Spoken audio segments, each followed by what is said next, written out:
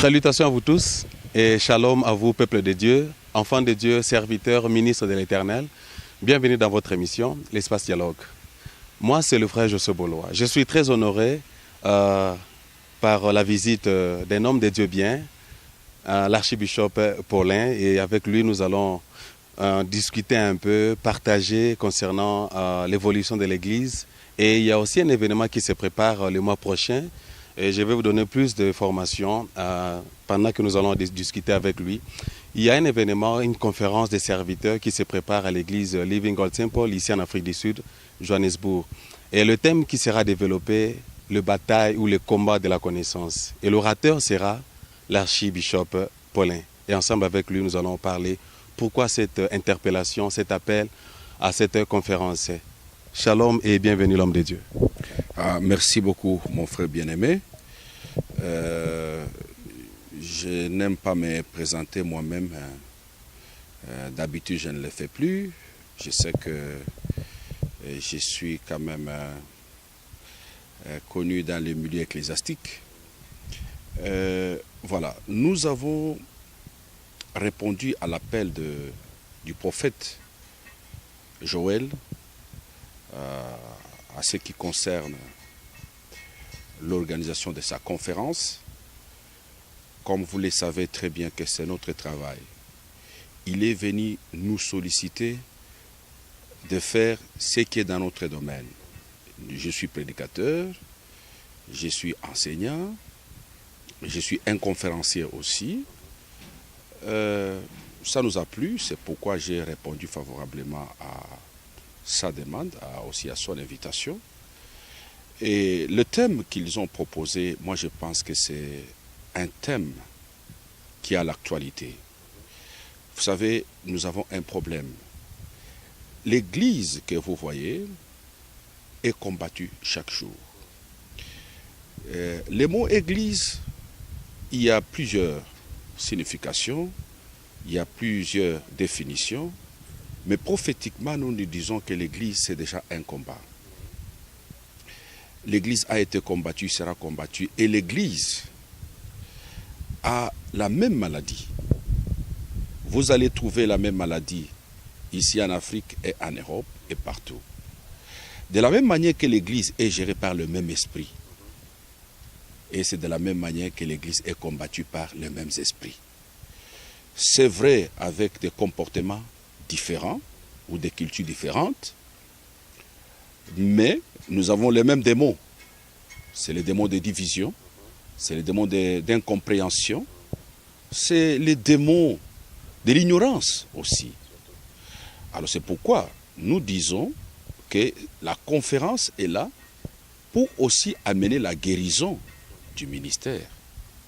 Non seulement du ministère, aussi de plusieurs ministres. Ça fait 30 ans que je suis dans les ministères en train de prêcher l'évangile, mais ça fait 33 ans que j'écris au Seigneur. Mais nous avons constaté qu'il faut préparer notre relève. Et notre relève, c'est la jeunesse. Nous avons aussi été formés par ceux-là qui nous avaient précédés. Cela n'exclut pas que nous aussi, à notre tour, nous préparions aussi ceux-là qui doivent nous relever. Pour mieux le préparer, ça ne suffit pas seulement de les communiquer la puissance, du moins avoir les dons. Avoir les dons et la puissance ne suffit pas. Mais il faut aussi avoir la connaissance. Parce que le combat que nous avons actuellement, c'est le combat de la connaissance, ou ce que nous appelons la guerre de la connaissance. Nous sommes pendant une période là où toute chose est défiée, surtout ce qui concerne les choses de l'esprit, est défiée. À l'époque, quand vous priez pour quelqu'un qui ne fait pas les enfants, c'était un miracle.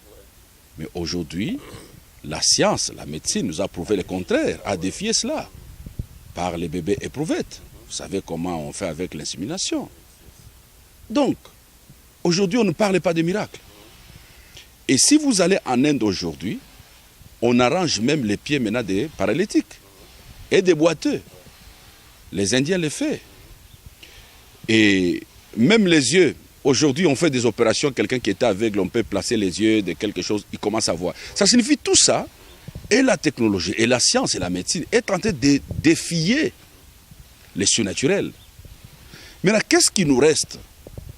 Notre combat n'est pas maintenant dans les miracles, ni moi seulement dans la puissance. C'est vrai, je suis un homme charismatique. La Bible dit que le royaume de Dieu ne consiste pas seulement en parole, mais en puissance. La démonstration de la puissance est là. Et ça a été appuyé aussi par les paroles de l'apôtre Paul, qui dit, mon évangile, ma prédication ne se repose pas sur les discours persuasifs, ni moins de la sagesse humaine, mais sur la démonstration de la puissance de l'esprit. Nous croyons, moi-même je crois, j'ai déjà vu le boiteux marcher, les paralytiques, j'ai déjà vu.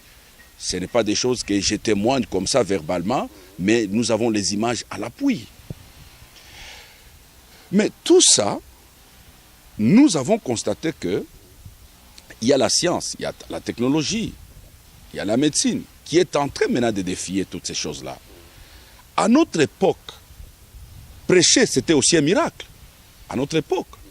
Mais aujourd'hui, le message est à la portée de tout le monde. Il y a les réseaux sociaux, vous allez trouver des prédicateurs qui vous prêchent. Ça signifie que chacun peut s'improviser prédicateur aujourd'hui et demain. Il prend le même message qu'il a pris sur les YouTube, sur les images. Il peut aussi commencer une église et il commence aussi à prêcher. Donc, maintenant là, c'est le combat et la guerre de la connaissance. Quand Jésus-Christ est arrivé sur la terre, le premier combat qu'il a eu, c'était le combat ou la guerre de la connaissance. C'est pourquoi le diable l'a transporté dans l'espace de la guerre de la connaissance. Et là, Jésus n'a pas chassé les démons. Et là, Jésus n'a pas produit le miracle de multiplication. Il savait qu'il était en face de quelqu'un qui pouvait aussi le faire. Il le savait que Satan pouvait le faire. Il le fait aussi. Le problème, c'est qui est la différence, c'est la source. Il y a des prophéties, mais les devins aussi le font. Lorsque vous allez chez les féticheurs, il peut vous étaler toute votre vie d'hier. Mais néanmoins, il ne peut pas vous dire ce qui est caché. C'est là la différence. Mais le problème, c'est la source.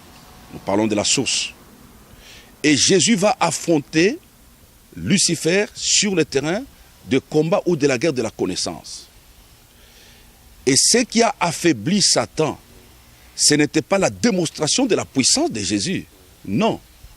Mais c'était le langage de la connaissance. Ils ont terminé le combat en disant tout simplement, il est écrit. Ne vous en faites pas. Lucifer a une connaissance. Il connaît très bien la Bible.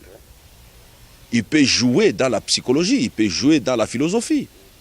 Mais la connaissance de la révélation, c'est ce qui lui manque. Jésus, il a étalé la connaissance en disant, il est écrit, il est écrit. C'était le combat et la guerre de la connaissance. La plénitude de la bénédiction que nous recevons du Christ lui-même, c'est la plénitude de la bénédiction de la connaissance. La médecine que vous voyez ici aujourd'hui n'a pas commencé avec les êtres humains, mais la médecine a commencé avec le Seigneur lui-même. J'ai toujours parlé de les modèles de l'anesthésie. C'est dans la Bible. Les jours où Dieu a jugé bon de créer la femme, on a endormi l'homme. C'est là où aussi on s'est inspiré en disant, mais comment on peut faire endormir l'homme? On cherche maintenant les produits qu'on appelle l'anesthésie.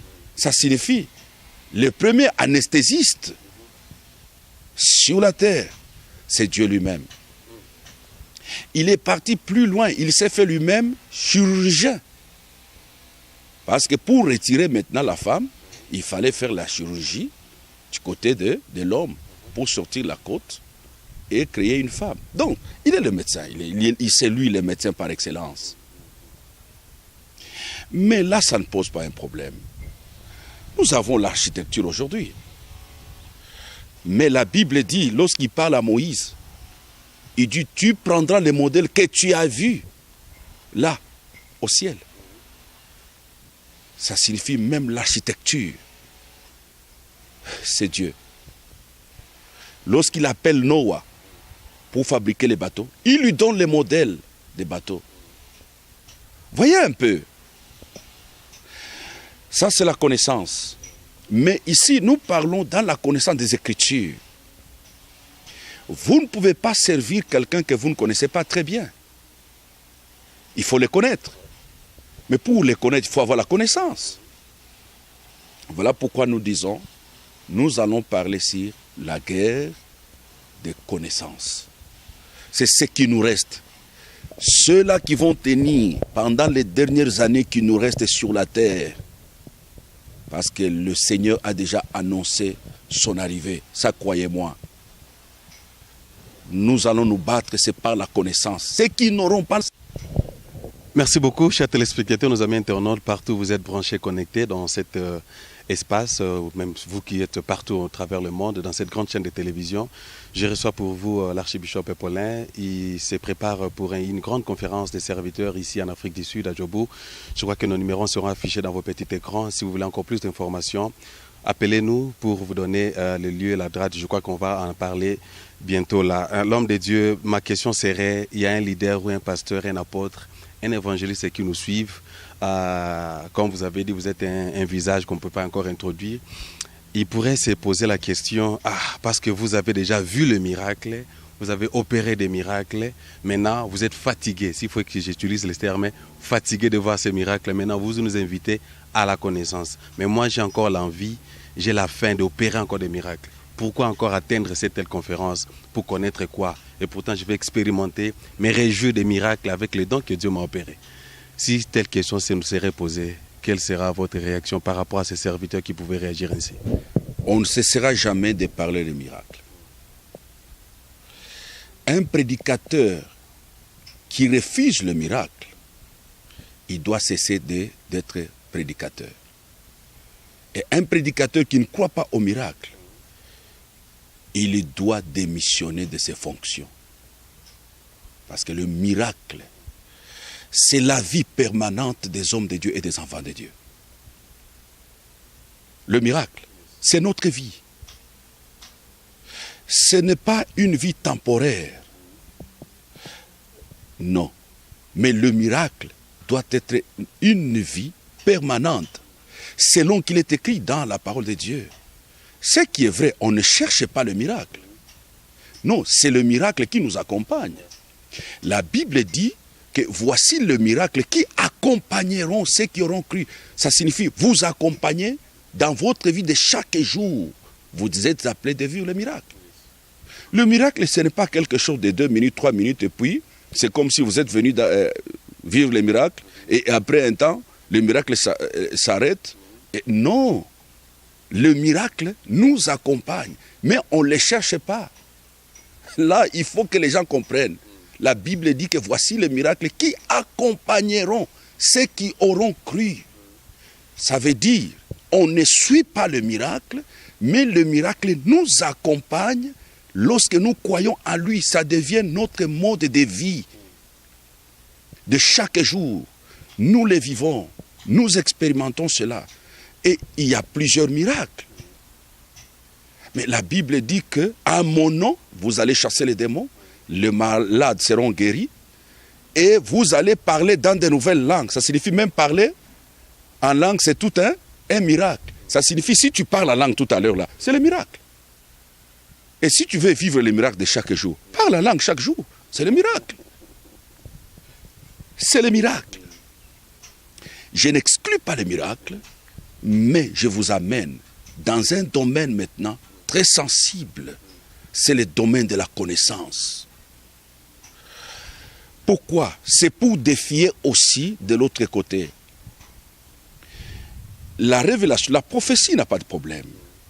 Vous pouvez prophétiser. Et d'ailleurs, il y a une confusion. Ce que les gens appellent aujourd'hui prophétie, ce n'est pas la prophétie, ce sont des paroles de connaissance. On appelle les dons de la parole de la connaissance. Jésus-Christ en avait. C'est pourquoi lorsque Nathanaël vient, il dit, Nathanaël, tu as cru parce que je t'ai vu sous les figuiers. Jésus avait cette grâce-là. C'était les dons de la parole des connaissances. Vous comprenez? Mais la prophétie, c'est autre chose. C'est un domaine aussi. Et les dons de la parole des connaissances n'a pas un ministère. Mais ça reste un don. Mais la prophétie a un ministère. C'est pourquoi on dit, parmi les 5 ministères, il y a le ministère de la prophétie. Mais la prophétie nous aide à révéler les paroles prophétiques qui viennent de Dieu, et les prophètes nous aident à les comprendre. Ça, c'est les dons de la peau, c'est le ministère prophétique. Et là, dans cette conférence, vous savez, la connaissance, c'est quelque chose de très important. Les gens doivent connaître et comprendre et les dons et le ministère. Il faut faire la différence. Avoir un don ne signifie pas avoir le ministère. Ça, il faut, c'est parmi les enseignements que nous allons donner sur la connaissance. Pour que les gens comprennent. Pour que les gens comprennent. Les dons de la connaissance, de la parole, ce n'est pas la prophétie. La prophétie, c'est autre chose. Ça, je reviendrai, je ne vais plus entrer en détail. Parce que c'est ce que nous allons parler dans des conférences. En fait, pour vous répondre, je n'exclus pas, mais le problème, c'est la source. Vous voyez, on ne fait pas aussi des miracles. Nous ne sommes pas faiseurs de miracles pour se faire valoir. Non. Non, non. Nous ne sommes pas des faiseurs de miracles pour se faire valoir. Ni moins pour s'attirer une popularité, ni moins le faire pour s'attirer une gloire. Non. Non. La Bible dit que ça ne dépend pas de celui qui veut, ni de celui qui court, mais tout est grâce. Si vous n'avez pas cette grâce-là, ne forcez pas les choses. Ne forcez pas les choses. Dans chaque don, il y a toujours une puissance. Joseph n'est pas parti entrer dans le palais royal parce qu'il avait chassé les démons. Non, c'est parce qu'il avait un don d'interpréter les rêves. Rien que ça. La Bible dit que tout don parfait et toute grâce excellente vient de Dieu, c'est le Père de la lumière, là où il n'y a point de changement ni ombre de variation. Ça, c'est la Bible qui dit. Ça signifie tous les dons que nous recevons de la part du Seigneur. Il y a un pouvoir, il y a une puissance. Le don est excellent lorsqu'il vient de Dieu. Le problème, c'est la source de votre don. La Bible dit que Dieu ne se répand pas de ses dons, ni moins de ses serviteurs. Là, il faut bien le souligner. Le problème, c'est la source. D'où viennent vos dons? C'est là où il y a le problème. D'où viennent vos dons? Il y a les dons manipulés. Il y a les dons créés. Il y a des gens qui se créent des dons. Il y a les gens qui fabriquent les dons. L'épouse, c'est la source. Je ne suis pas contre. Je suis un homme charismatique. Je sais ce que je dis. Il y a des dons fabriqués. Il y a des miracles fabriqués. Il y a des dons qu'on se crée. Il y a des miracles fabriqués. Il y a même des prophéties aussi fabriquées comme des Diego Cao. Oui. Il y en a. C'est là où je dis l'église est malade. Contentez-vous de ce que vous avez reçu de la part du Seigneur. Mettez ça en action. Tout don parfait et toute grâce excellente vient de Dieu. Ça vient de Dieu. Ce qui vient de Dieu est excellent et parfait. Tout ce qui vient de Dieu est excellent et parfait. Mettez-les seulement en action, vous allez voir. Mais il y a des gens qui vous chantent. C'est un don. Ils chantent. Mais il y a les gens qui prêchent la bonne nouvelle. Il y a les gens qui enseignent. Il y a des grands enseignants plus que nous. Il y a des grands prédicateurs plus que moi. J'aime bien aussi écouter les autres. Mais il y a un problème. C'est ce que nous allons enseigner. Parce que si on ne parle pas ainsi, il n'y aura pas un matin.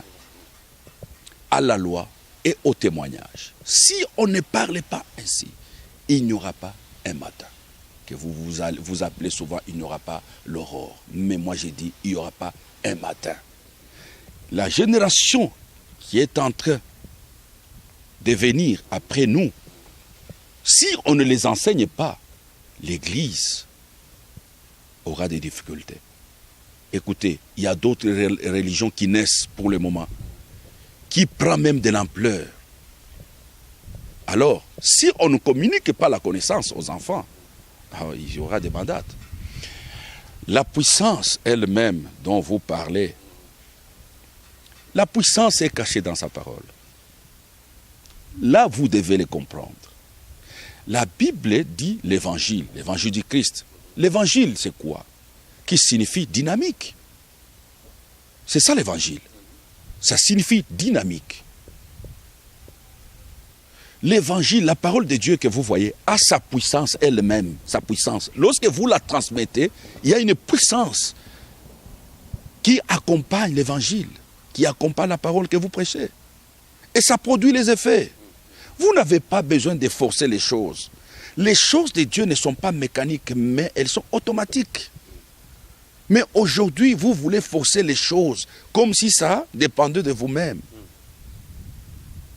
La Bible dit que ce n'est pas par nous-mêmes que nous sommes devenus ministres, ou soit nous opérons de grandes choses, mais la Bible dit que c'est de lui que nous recevons la capacité de faire le miracle et de devenir même ministre de Dieu. Cette capacité ne vient pas de nous, mais vient de lui-même. Ça signifie qu'il ne faut pas forcer les choses. Voilà pourquoi nous disons, les gens ont besoin de la connaissance pour bien comprendre les choses de Dieu. L'homme de Dieu, merci beaucoup. Merci encore une fois. Je crois que nous pouvons vous tendre le micro plutôt dès maintenant jusqu'à ce qu'on va aller à la soirée. Donc, on sera toujours édifié. L'homme de Dieu, avant que nous puissions vous libérer, et je crois que si vous avez des questions à poser, chers téléspectateurs, par où vous êtes, SMS-nous, WhatsAppez-nous, Facebookez-nous. Je crois que l'homme de Dieu est encore dans la ville. Je crois qu'il s'apprête pour cette grande conférence qui sera la première édition à l'église Living God Temple que dirige le prophète Joël Le Palmier. Ça sera, je crois que l'adresse sera affichée là à Rosentenville. Si vous êtes pasteur, ministre, prophète, vous êtes dans les ministères, vous aspirez aussi à être dans les ministères, vous êtes la bienvenue à prendre part à cette grande conférence qui va animer l'homme de Dieu, l'archibishop Paulin. L'homme de Dieu, quel genre de ministre que nous pouvons s'attendre ou attendre pendant cette conférence?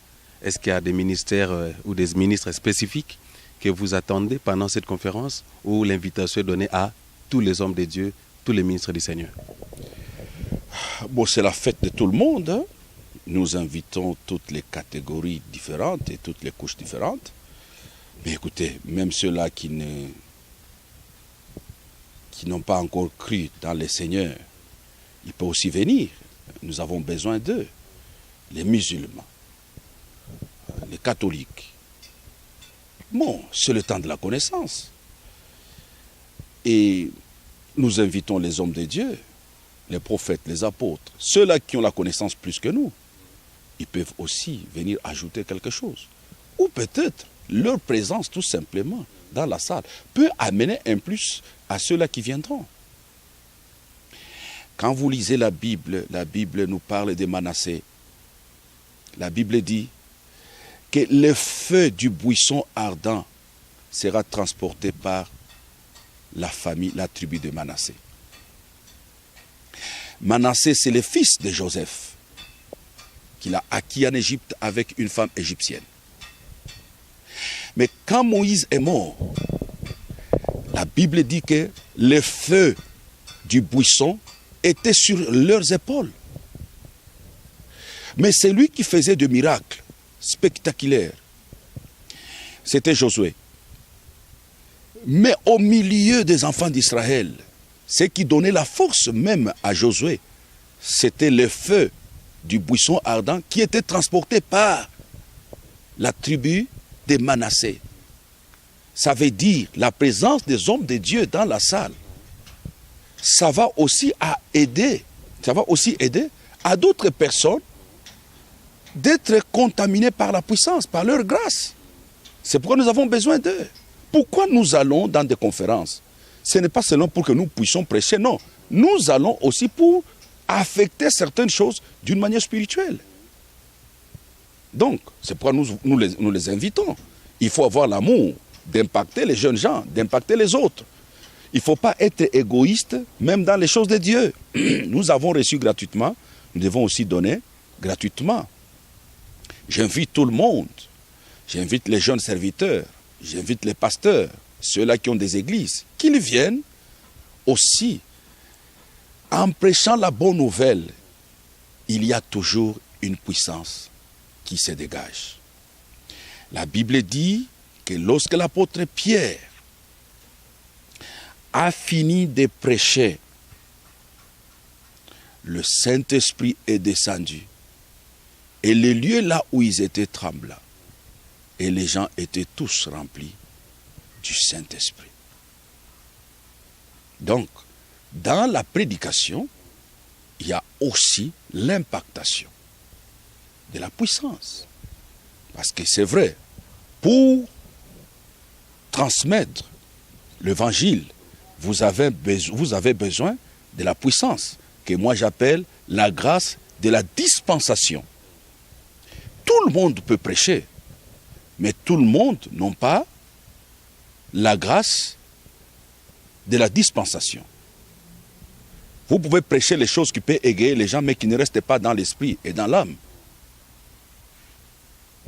Mais il faut, quand vous prêchez les choses de Dieu, pour qu'ils puissent avoir l'impact, il faut que ça soit prêché avec ce qu'on appelle la grâce de la dispensation. Un message que vous prêchez aujourd'hui, 30 ans après, on va vous rappeler. J'étais en train de suivre Osborne, le père. Je les suivais dans ces croisades qu'il avait tenues. Mais ces messages, jusqu'à aujourd'hui, ça a de l'impact. Moi, j'étais encadreur dans des croisades de Bonke. Le message que Bonke a prêché. Mais jusqu'à aujourd'hui, ça a de l'impact. Parce qu'il y avait la grâce de la dispensation. Vous pouvez prêcher, c'est bien. Il y a les gens qui prêchent, qui dégagent la connaissance. Bon, prêcher en français, ce n'est pas un problème. Nous ne prêchons pas en français pour apprendre les gens le français, ni moins des vocabulaires. Non, non, non, non, non, non. C'est là où je dis qu'on ne prêche pas pour se faire valoir. Ce n'est pas le bon français qui fait le message. Vous pouvez avoir un bon français possible, un bon anglais possible, un bon lingala possible. Mais il faut qu'il y ait la grâce de la dispensation. Il faut qu'il y ait ça. Avoir les verbes, ça ne suffit pas. Mais la grâce de la dispensation, c'est très important. Nous voulons communiquer la connaissance, c'est juste aussi pour aider aux jeunes gens, à la génération montante, de quitter dans la morale. Parce qu'aujourd'hui, ce qui se passe, c'est la morale. C'est la morale, maintenant c'est la morale. Quelqu'un qui commence avec morale, il finit avec morale. On enseigne maintenant dans l'église comment faire les enfants, comment espacer les jours de faire les enfants. On enseigne ça dans l'église. Mais où est le rôle de médecins? Où est le rôle maintenant de ceux-là qui sont habilités de les faire mieux? Non. Il faut laisser chacun faire son travail. Ce n'est pas dans l'église là où on va commencer maintenant à enseigner. Oh voilà, si vous voulez monter une entreprise, il faut commencer par ça. Non, non. À l'église c'est autre chose, c'est la vie. La Bible dit que la parole de Dieu est esprit et vie. Donc, évitons de prêcher des morales dans l'église. Comment vivre dans un couple, comment vivre dans une famille. Papa doit respecter les enfants doivent respecter. C'est beau, c'est bien, mais l'église, c'est pas ça. L'église, c'est autre chose. Il ne faut pas confondre les gens qui parlent de la morale avec un bon français fignolé et les gens qui communiquent la vie. C'est deux choses différentes. Mais nous voulons assez que dans l'église, qu'il y ait des prédicateurs qui communiquent la vie. Quand les gens sortent de là, ils sont quand même remplis et leur vie change. Moi, je pense, c'est ce qui va se passer. C'est pourquoi nous invitons tout le monde. Nous avons besoin de l'apport de tout le monde. Leur présence, la présence des hommes de Dieu, ça peut amener aussi un plus. Nous assistons dans des conférences, pas seulement pour aller prêcher. Non, pour assister aussi. J'ai vu l'humilité de Benny Hinn et de Chris Oyekhilome et de Benny Hinn. Ils étaient ensemble. Pendant que Chris Oyekhilome parlait, mais Benny Hinn était assis, en train d'écouter. Ça les diminue en quoi? Nous avons aussi parlé de ça. Nous allons aussi parler de ça. Parce que nous sommes en train de guérir l'Église. Ce qui tue l'Église aujourd'hui, et surtout, je le précise, l'Église congolaise, c'est l'orgueil. L'orgueil. Nous avons des pasteurs qui connaissent tout, qui ont tout.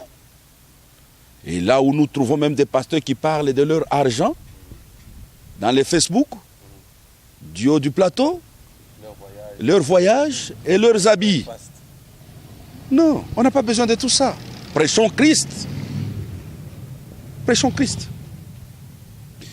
Je pense, nous allons aussi parler de ça dans notre conférence. Bon, pour terminer, j'invite les gens de Lubumbashi qui seront de passage ici en Afrique du Sud. Je vous invite à cette grande conférence, pas de passage, et que vous suivez ces messages. Vous pouvez nous appeler au numéro qui sera affiché là-bas. Faites-vous violence, vous pouvez chercher les visas. Vous qui avez des visas, cherchez les billets. Venez, c'est le temps de guerre de la connaissance. Vous avez besoin de ça. Connectez-vous à chaque fois à cette émission pour en savoir plus. Nos informations, nos activités, notre calendrier ecclésiastique, le calendrier de nos missions. Le mois prochain, à la fin du mois prochain, nous serons à Kampala dans une croisade et conférence. Et à partir de cette chaîne, vous allez commencer à suivre tous nos programmes de la mission. Je vous bénis tous. Je vous salue tous. Vous qui nous suivez à partir de notre ville natale, le Katanga natal, je vous salue. Je vous aime. Et pour bientôt, vous allez commencer à suivre toutes nos prédications qui se prêchent ici en Afrique du Sud. Vous aurez ça maintenant à notre chaîne préférée que vous aimez, Wantanchi TV. Que Dieu vous bénisse. Je vous bénis tous. S'il y a quelqu'un qui est tenté de suivre ça, par ces simples paroles, si tu étais malade, là où tu es, si tu es malade dans l'hôpital, si tu es hospitalisé quelque part, si tu es à la maison, tu n'as pas le moyen de se faire soigner, je proclame la guérison. Je proclame la vie. Je te déclare guéri. Toi qui es inconsolable par de plusieurs déceptions que tu as connues hier ou une semaine avant ou peut-être la nuit, je ne sais pas à l'heure que tu es en train de me suivre. Je te bénis. Cette année, ça sera pour toi une année de consolation.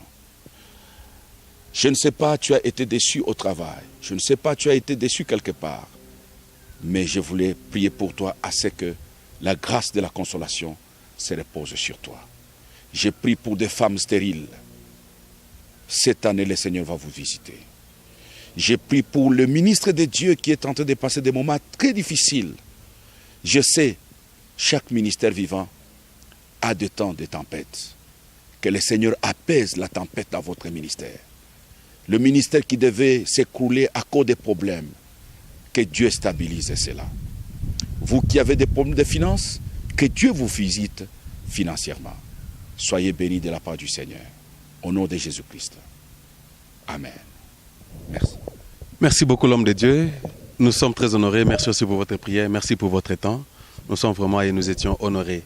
Cela nous pousse à arriver à la fin de notre interview avec l'homme de Dieu, l'archibishop Paulin. Grand merci à toute l'équipe technique de Wantanchi TV. Merci à vous. Grand merci aussi à toute l'équipe technique qui travaille ici en Afrique du Sud. Merci aussi à nos techniciens de congodialogue.com, vous qui êtes branchés à cet site www.congodialogue.com. Grand merci aussi à vous. Merci à Johnny. Merci aussi au pasteur, au prophète Joël. Merci au pasteur George. Que Dieu vous bénisse et tous les membres de l'église Living God Temple ainsi que tous les membres de Temple of Victory ici à Bertrams ainsi qu'à Rosentenville. Alors, comme l'homme de Dieu a dit, vous êtes cordialement invités, pasteur, prophète, évangéliste, ministère, ministre, prophète, docteur, vous tous. J'ai aimé ce que l'homme de Dieu a dit, ce qui nous tue aujourd'hui à ces temps de la fin, surtout nous, les Congolais noirs, c'est l'orgueil. Et vous savez, la Bible dit que Dieu résiste aux orgueilleux. N'est-ce pas? Il fait grâce aux humbles. Nous vous invitons, soyez connectés, soyez branchés. Ce programme aura lieu du 10 au 13 août 2017. L'adresse sera affichée à Rosentenville. C'est non loin. Si vous êtes un visiteur de l'Afrique du Sud, vous connaissez ce quartier Rosentenville. Il y a un McDonald's juste au coin, Main Street, qu'on a cette avenue, au numéro 6, du 10 au 13 août 2017. Nous aurons des sessions. Il y aura les sessions du matin qui va commencer de 9h30. Session pour tout le monde de 17h30 à 19h30. Vous êtes les bienvenus. Il y aura la session du matin de 9h30 à 12h30. Il y aura aussi la session du soir pour tout le monde. Là, il y aura la prédication. Pour les sessions du matin, vous êtes invités. Amenez vos stylos, amenez vos notebooks. Là, l'homme de Dieu, Akopasuka, Akomi Pasuka Penza, il va faire sortir tout ce qui est en lui. Vous avez compris que nous avons le problème de la connaissance.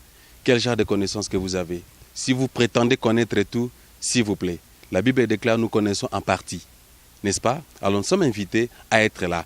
9h30 à 12h30, ça c'est pour les serviteurs. Du 10, ça sera le jeudi 10 jusqu'au samedi, jusqu'au dimanche 13 août. Et la session du soir, c'est de 17h30 à 19h30. Là, l'homme de Dieu va prêcher et prier pour les malades et faire ce service. Que Dieu vous bénisse. Si vous avez aimé cette émission, dis merci à Johnny Photo qui est derrière la caméra et Jean-Marie qui était aussi derrière la réalisation. Quant à moi, José Bola, je vous dis un grand merci. Jusqu'à la fois prochaine. Rappelez-vous que mon peuple périt, non faute de prophétie, pas faute de prière, mais mon peuple périt, faute de connaissances. La lutte de connaissances, vous êtes cordialement invités. Que Dieu vous bénisse. On se retrouve à la prochaine.